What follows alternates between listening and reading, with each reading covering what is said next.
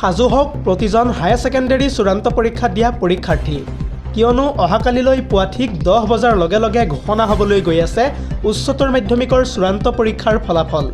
ইতিমধ্যে কেইবাটাও ৱেবছাইটৰ কথা আমি উল্লেখ কৰিছোঁ আৰু সেই ৱেবছাইটৰ জৰিয়তে আপুনি ঘৰতে বহি চাব পাৰিব নিজৰ ফলাফল। গতিকে কোনকেইটা ৱেবছাইটত ফলাফলসমূহ আপুনি চাব পাৰিব, আমি প্ৰতিটো তথ্য এই মুহূৰ্তত লৈ অহাৰ চেষ্টা কৰিছোঁ। সাজু হওক প্ৰতিজন উচ্চতৰ মাধ্যমিকৰ পৰীক্ষাৰ্থী, কিয়নো অহাকালিলৈ পুৱা ঠিক 10 বজাৰ লগে লগে ঘোষণা কৰা হ'ব উচ্চতৰ মাধ্যমিকৰ চূড়ান্ত পৰীক্ষাৰ ফলাফল। তাৰ বাবে আপুনি মনত ৰাখিব লাগিব দুটাকৈ বিশেষ ৱেবছাইট, আৰু সেই ৱেবছাইটকেইটাৰ ভিতৰত প্ৰথমটোৱে হৈছে ahsc.assam.gov.in আৰু দ্বিতীয় ৱেবছাইটটো হৈছে resultassam.nic.in।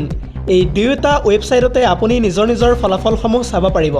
28 এপ্ৰিল অৰ্থাৎ অহাকালিলৈ 10 বজাৰ লগে লগে ঘোষণা হ'বলৈ গৈ আছে আনুষ্ঠানিকভাৱে উচ্চতৰ মাধ্যমিকৰ ফলাফল। এক জেনেৰেল যোগে ইতিমধ্যে যিহেতু বৃহৎ ঘোষণা কৰিছে ৰিজাল্টক লৈ মুখ্যমন্ত্ৰী হিমন্ত বিশ্ব শৰ্মাই।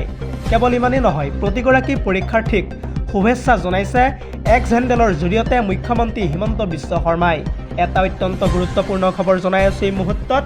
সকলোৰে জল্পনা কল্পনাৰ অৱসান ঘটাই অহাকালিলৈ পুৱা ঠিক 10 বজাৰ লগে লগে ঘোষণা হ'বলৈ গৈ আছে উচ্চতৰ মাধ্যমিকৰ চূড়ান্ত পৰীক্ষাৰ ফলাফল।